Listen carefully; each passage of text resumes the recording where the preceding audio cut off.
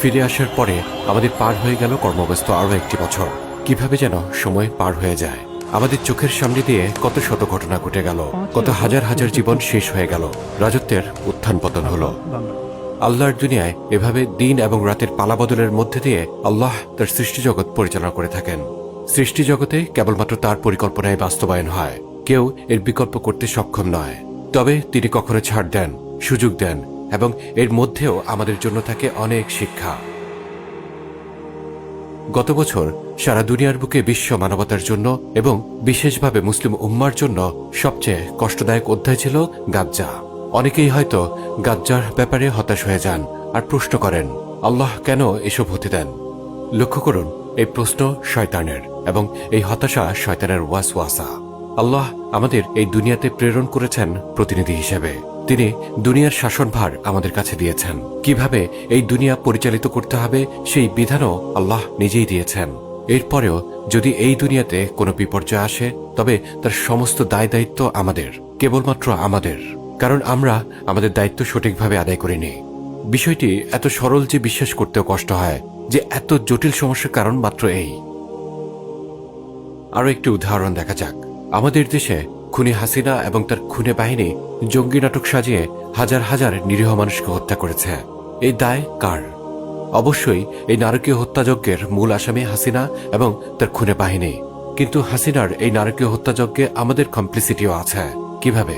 আমরা আমাদের স্বার্থ এবং কথিত নিরাপত্তার লোভে হাসিনা এবং খুনের মঞ্চ তৈরির প্রোপাগান্ডা মেনে নিয়েছিলাম। হাসিনা এবং তার খুনে অ্যাপারেটাস আমাদেরকে যেভাবে দেখতে বলেছে বা শিখিয়েছে, আমরা সেভাবেই দেখেছি, শিখেছি।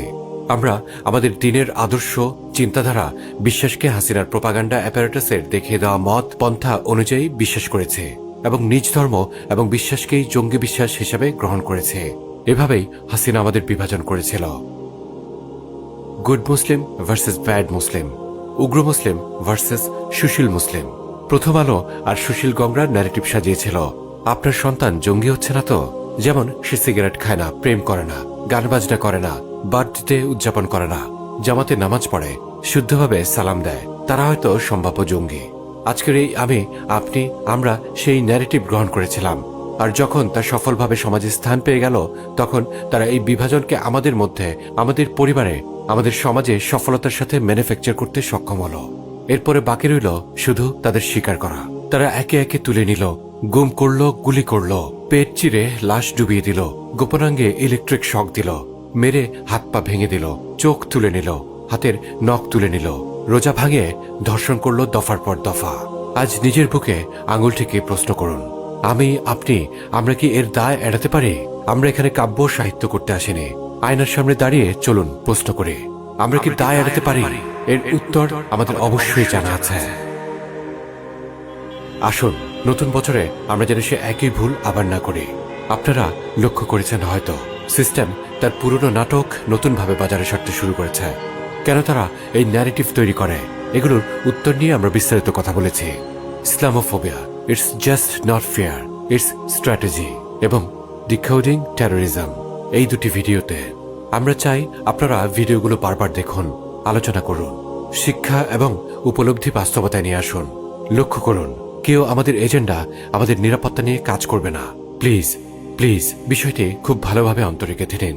আমাদের নিজেদের নিরাপত্তায় আমাদেরকেই এগিয়ে আসতে হবে। এক ভাই হিসেবে আরেক ভাইয়ের জন্যে, এক পরিবার হিসেবে আরেক পরিবারের জন্যে, এক দেহ হিসেবে এই উম্মার জন্যে। আপনারা সাক্ষী, আমরা বারবার বলেছি, চেষ্টা করেছি, কিছুই রেখে দেয়নি নিজেদের মধ্যে। এতটুকুই সামর্থ্য ছিল, সঞ্চয় করে রাখেনি। এবার আপনাদের পালা। হয় গ্রহণ করবেন এবং বাস্তবায়ন করবেন, অথবা শুনবেন এবং ভুলে যাবেন। নতুন বছর শুরু হোক অন্তত একটি নতুন প্রতিজ্ঞা নিয়ে।